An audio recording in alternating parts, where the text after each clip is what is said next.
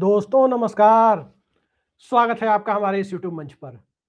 दोस्तों, बिहार से लेकर दिल्ली तक चर्चा इस बात की है कि आखिर नीतीश कुमार के मन में क्या चल रहा है।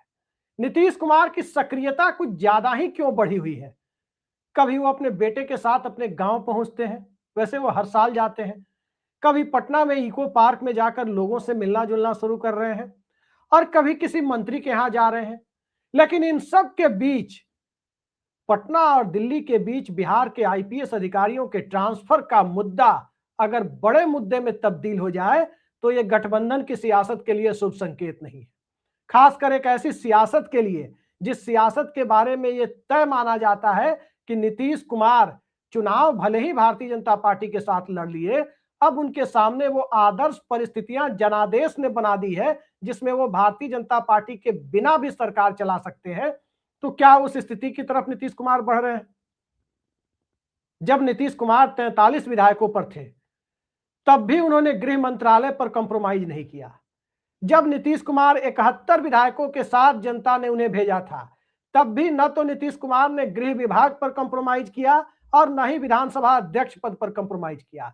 जब नीतीश कुमार 85 विधायकों पर आ गए तब आखिर वो कौन सी परिस्थितियां सामने आ गई जिसमें बिहार के पुलिस प्रशासन का पूरा जिम्मा भाजपा भाजपा कोटे के मंत्री सम्राट चौधरी को देना पड़ा और इसके साथ साथ विधानसभा अध्यक्ष के पद पर भी नीतीश कुमार को कंप्रोमाइज करना पड़ा।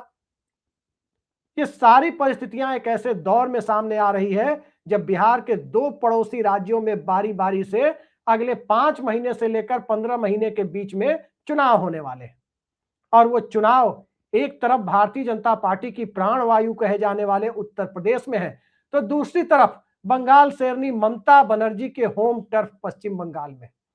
दोनों ही चुनाव भारतीय जनता पार्टी के पोस्टर बॉय, हिंदुत्व की राजनीति, संघ और इन सब से ज्यादा क्या इस देश में अल्पसंख्यकों के अधिकारों की रक्षा अब सिर्फ कागजी बातों में सिमट कर रह जाएगी? क्या इस देश की गंगा जमनी तहजीब मीडिया के ऊपर नकेल और इन सब से आगे बढ़कर कहे तो नागरिक समाज की बात कोरी कल्पना तक सिमट जाएगी और इन सब के लिए नीतीश कुमार ही जिम्मेदार माने जाएंगे, चंद्रबाबू नायडू ही जिम्मेदार माने जाएंगे? इन सवालों से दो चार जनता दल यूनाइटेड के सामने जब इससे भी बड़ा सवाल उसके अस्तित्व का खड़ा हो जाए, भारतीय जनता पार्टी की तथाकथित गिद्ध दृष्टि बिहार के मुख्यमंत्री पद पर लग जाए, तो उस परिस्थिति में नीतीश कुमार के पास विकल्प क्या बचता है? जो विकल्प बचता है उसके लिए 14 जनवरी के बाद के समय का इंतजार किया जा रहा है, खरमास खत्म होने का इंतजार किया जा रहा है और मकर संक्रांति के बाद बिहार में खेला होता है। 2024 में भी खेला देखा गया और 2024 के बाद क्या 2026 भी किसी नए राजनीतिक खेल का गवाह बनने जा रहा है?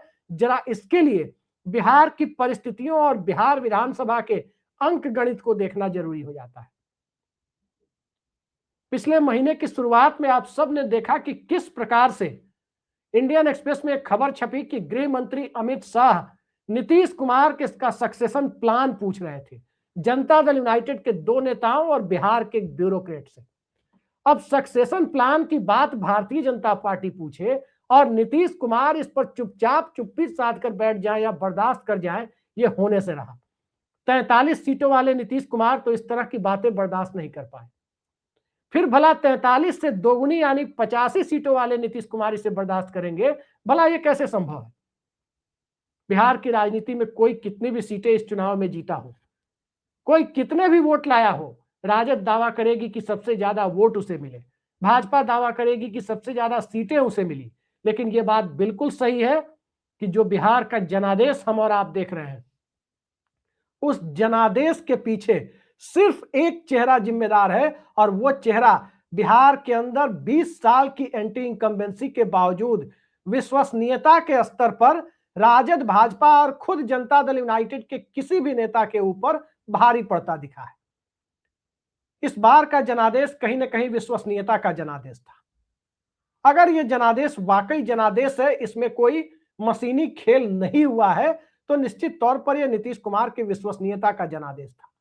लेकिन नीतीश कुमार की विश्वसनीयता का फायदा उठाकर नीतीश कुमार को एकनाथ शिंदे बनाने की जो तैयारी है, यह तो जनादेश के तुरंत बाद ही शुरू हो गई, जब नीतीश कुमार से गृह मंत्रालय ले लिया गया और अब बिहार के तकरीबन 44 आईपीएस अधिकारियों की ट्रांसफर और प्रमोशन का मामला, किसको कहां पोस्टिंग देनी है, यह मामला पटना और दिल्ली के बीच फाइल घूमते रह जाना और नीतीश कुमार के द्वारा उस फाइल को रद्दी की टोकरी में फेंक दिए जाने तक जाकर सिमट जाता है, तो आप अंदाजा लगा सकते हैं कि शाह एंड कंपनी के क्लच में नीतीश कुमार न तो कभी आने वाले थे और न ही शाह एंड कंपनी नीतीश कुमार को अपने क्लच में लेने के बारे में अब सोच सकती है, बल्कि बिहार की सियासत भारतीय जनता पार्टी के क्लच से छूटती जा रही है, इसकी गुंजाइश अब ज्यादा बढ़ गई है। पुलिस प्रशासन नीतीश कुमार के शासनकाल की सबसे बड़ी उपलब्धि रही है। बिहार के लॉ एंड ऑर्डर को ही मुद्दा बनाकर जंगल राज का, कथित जंगल राज का नैरेटिव अंततः खड़ा किया जाता रहा, लेकिन उस लॉ एंड ऑर्डर के पीछे निश्चित तौर पर बिहार में दरोगा से लेकर डीजीपी तक का जो पूरा प्रशासन है वो गृह मंत्रालय यानी नीतीश कुमार के मुख्यमंत्री कार्यालय के अधीन सिमटने की वजह से था, इस बात से इनकार नहीं कर सकते। लेकिन अब वो मंत्रालय नीतीश कुमार से ले लिया जाना, यानी नीतीश कुमार की एक यूएसपी को खत्म किया जाना या उसको खत्म करने की कोशिश करना और उन सब के बीच बिहार में गरीबों पर, ठिठुरती हुई ठंड के बीच गरीबों के ऊपर बुलडोजर मॉडल का जो प्रयोग किया गया, उस बुलडोजर मॉडल ने आखिर नुकसान किसे पहुंचाया?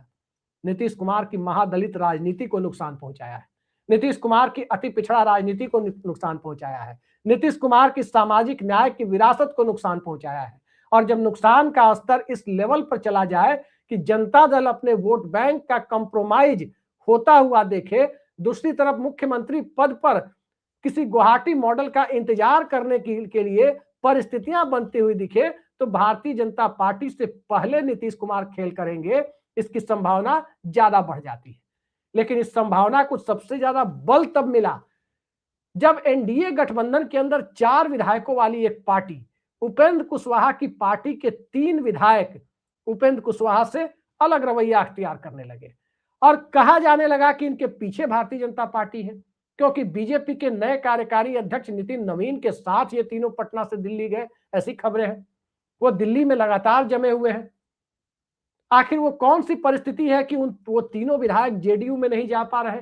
वो कौन सी परिस्थिति है कि नीतीश कुमार के साथ जनता दल यूनाइटेड में आरएलएम के यानी अपनी पार्टी के औपचारिक विलय का ऐलान करने से उपेंद्र कुशवाहा हिचक रहे हैं? 4 में 3 2/3 के आंकड़े को पूरा करता है। वो चाहते तो जेडीयू या भाजपा में जा सकते थे, लेकिन भारतीय जनता पार्टी उन्हें अपनी पार्टी में ले नहीं रही है, क्योंकि कहीं ना कहीं से गठबंधन के अंदर विश्वासघात का प्रतीक माना जाता। लेकिन जेडीयू में क्यों नहीं जा पा रहे? आरएलएम के तीनों विक्षुब्ध विधायक आखिर नीतीश कुमार के साथ क्यों नहीं जा रहे? बताया जा रहा है, पटना से जो पत्रकार हैं वो बता रहे हैं कि ऊपर से बीजेपी का दबाव है कि वो तीनों पार्टी के सिंबल पे दावा करें और खुद के असली आरएलएम होने का दावा विधानसभा अध्यक्ष के पास पेश करें, ताकि पार्टी के सिंबल के मामले में ये दोनों गुट उलझ कर रह जाए और जनता दल यूनाइटेड में किसी भी गुट के विलय का मामला, चाहे उपेंद्र कुशवाहा गुट हो या बागी तीनों विधायकों का गुट हो, किसी भी गुट के विलय का मामला खटाई में पड़ जाए।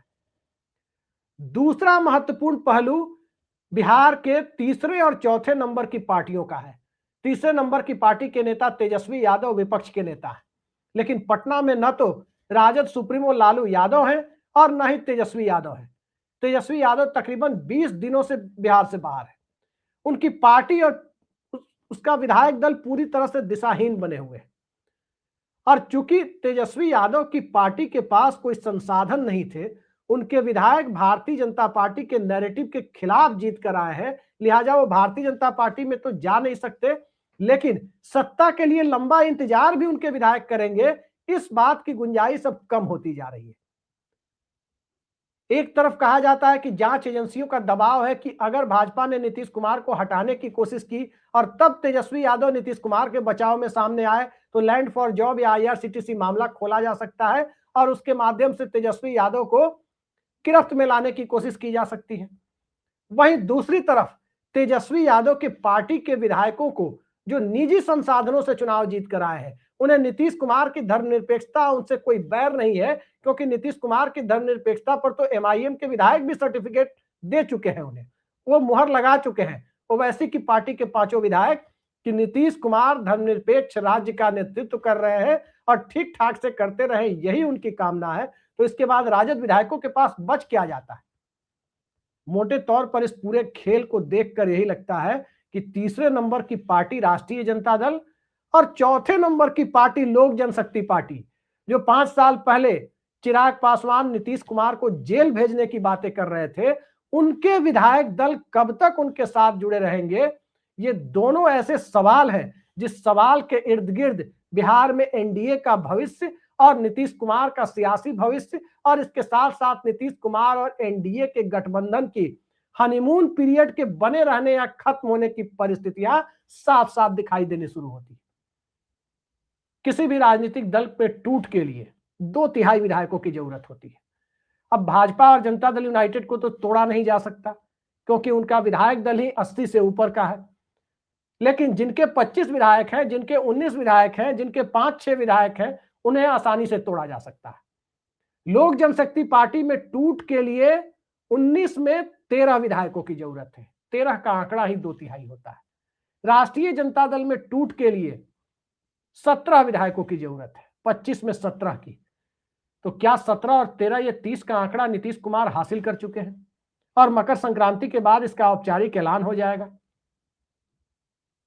इस सवाल की बुनियाद के पीछे जो एक बड़ा फर्क है वो ये है कि ये दोनों पार्टियां यदि टूटती है तो ध्यान देने वाली बात यह होगी कि एक पार्टी अपने नेतृत्व के खिलाफ टूटेगी और दूसरी पार्टी, जैसा बताया जा रहा है, कि अपने नेतृत्व की मौन सहमति से टूटेगी। अब कौन सी पार्टी मौन सहमति से टूटेगी, कौन सी अपने नेतृत्व की मर्जी के खिलाफ टूटेगी, ये आने वाला वक्त बताएगा। लेकिन इतना जरूर है कि बहुमत के आंकड़े का टेंशन नीतीश कुमार को भले ना हो। नीतीश कुमार के कोटे से दिल्ली में मंत्री बने हुए लोगों को मोदी सत्ता के साथ नीतीश कुमार के राजनीतिक संबंध विच्छेद का असर जरूर पड़ सकता है। और कारण भी है। कारण दरअसल यह है कि आए दिन खबरें चलती रहती है कि भारतीय जनता पार्टी के अंदर ऐसे नेताओं की भरमार हो गई है जो जनता दल यूनाइटेड में सेंध लगाना चाहते हैं, और जेडीयू के अंदर ऐसे नेताओं की भरमार हो गई है, खासकर संसदीय दल में, जिनके अंदर बीजेपी और नागपुर वाली आत्मा, संघ की आत्मा प्रवेश कर गई है। तो नीतीश कुमार की पार्टी में नागपुर वाले लोगों की आत्मा प्रवेश कर जाए, गोलवलकर की विचारधारा की आत्मा प्रवेश कर जाए, क्या नीतीश कुमार उसके सार्वजनिक प्रकटीकरण के दिन का इंतजार करेंगे? दरअसल बिहार में फरवरी मार्च में बजट सत्र भी होना है, और इस बजट सत्र के दरमियान बजट के साथ साथ कुछ और चीजें भी होनी है। मसलन विधान परिषद और राज्यसभा का चुनाव। राज्यसभा की 5वीं सीट का चुनाव महत्वपूर्ण हो चला है कि अगर राजद और लोजपा का विधायक दल एकजुट रह गया तो 5वीं सीट पर कॉन्टेस्ट होना तय है। 4 सीटों में 2-2 तो बहुत आराम से जेडीयू और बीजेपी बांट रही है, लेकिन 5वीं सीट के लिए 41 का नंबर कौन जुटाएगा, ये बिहार के अंदर बड़ा सवाल बना हुआ है। और इस 41 के नंबर के साथ ही नीतीश कुमार की 85 के साथ वो 41 का नंबर तो नहीं जुड़ेगा, ये सवाल और भी बड़ा सवाल बन गया है। तो इन दोनों सवालों के इर्द गिर्द एक तरफ दिल्ली में मोदी सत्ता का राजनीतिक वारंट लिखा हुआ नजर आता है, तो दूसरी तरफ चंद्रबाबू नायडू की भूमिका बढ़ने की परिस्थितियां भी बनती जा रही है। तीसरी तरफ एकनाथ शिंदे के द्वारा दिल्ली की अकड़ ढीली करने की ताकत बढ़ने की परिस्थितियां भी मुंबई में बैठकर बनाई जा रही है। लेकिन सबको इंतजार नीतीश कुमार का है कि एक विकेट गिरे, फिर उसके बाद दूसरे और तीसरे विकेट की तैयारी की जाए। क्या वो विकेट बंगाल चुनाव के पहले गिर जाएगा? क्या वो विकेट बंगाल चुनाव के बाद और यूपी चुनाव के पहले गिरेगा? या फिर भारतीय जनता पार्टी अपने खेल में कामयाब हो जाएगी और अपने मुख्यमंत्री को बनाने की परिस्थितियों को आसानी से हासिल कर लेगी? यहां फर्स्ट पास्ट वाला पोस्ट ज्यादा प्रभावी लगता है। फर्स्ट पास्ट द पोस्ट की जो थ्योरी है, अगर नीतीश कुमार ने ज्यादा देरी की तो भारतीय जनता पार्टी बिहार में मुख्यमंत्री पद हथियाने के बेहद करीब होगी, और अगर नीतीश कुमार ने समय रहते बिहार की सियासत में खेल कर दिया, जैसा वो अक्सर करते रहे हैं, 2013 में भी भाजपा के दर्जन भर से ज्यादा मंत्रियों को बर्खास्त कर किया था, 2017 में भी राजद को गच्चा देकर किया था, 2022 में भाजपा को नहले पर दहला देकर किया था, और 2024 में इंडिया गठबंधन के साथ एक ऐसा राजनीतिक खेल नीतीश कुमार ने खेला जिसने पूरे नीतीश कुमार के राजनीतिक करियर की जो सबसे बड़ी पूंजी थी, उस विश्वसनीयता वाली पूंजी को काफी हद तक कम कर दिया। अब उनके पास 2024 वाला सियासी दाग धोने के लिए जो वक्त है, क्या वो माकूल वक्त 2026 की पहली तिमाही में ही है? देखते जाइए, 14 जनवरी के बाद, मकर संक्रांति के बाद बिहार में छोटे दलों की राजनीतिक पोचिंग से जो प्रक्रिया शुरू होगी, वो प्रक्रिया 122 के मैजिक नंबर तक ले जाकर किस दल को छोड़ती है और किस प्रकार से निशांत की ताजपोशी की बात, निशांत को डिप्टी सीएम बनाने की बात और जनता दल यूनाइटेड और भारतीय जनता पार्टी के सियासी रिश्तों की बात राजद और लोजपा के विधायक दल के बूते जाकर सिमटती हुई जा रही है कि कौन किसको कितना तोड़ पाता है। तो इस पूरे खेल के लिए इंतजार कीजिए और देखते जाइए कि अगले 2-3-4 हफ्ते बिहार के सियासत में कितना महत्वपूर्ण है, क्योंकि दिल्ली की सत्ता का ऑक्सीजन भी बिहार और आंध्र प्रदेश से होकर जाता है और दिल्ली की सत्ता का ऑक्सीजन यदि बिहार और आंध्र प्रदेश से बंद होता है, कम से कम एक राज्य से भी बंद होता है, तो तय मानिए कि नरेंद्र मोदी की सत्ता डमाडोल होनी तय है। नरेंद्र मोदी की सत्ता डमाडोल करना नीतीश कुमार का उद्देश्य है या अपने धर्मनिरपेक्ष क्रेडेंशियल और अपनी पार्टी को बचाना, विचारधारा के आधार पर सियासत करने की वही सारी पुरानी लकीर को खींचना, वो नीतीश कुमार का एजेंडा है। ये आने वाले वक्त में पता चलेगा, लेकिन फिलहाल जो भारतीय जनता पार्टी देश के कई राज्यों में अपने सहयोगी दलों के साथ खेल कर बैठी है, जिनके साथ कभी सरकार बनाई, उनकी पार्टी और परिवार तक को तोड़ दिया, क्या जनता दल यूनाइटेड उसकी आखिरी कड़ी बनेगी? शायद नीतीश कुमार बीजेपी को इसका मौका ना दे, लेकिन सियासत है, यह असंभव कुछ भी नहीं है। लेकिन असंभव को संभव बनाने की कला अक्सर बिहार आकर फेल कर जाती है। देखते हैं सह और मात के इस खेल का बाजीगर आखिर बनता कौन है। फिलहाल के लिए इतना ही। नमस्कार।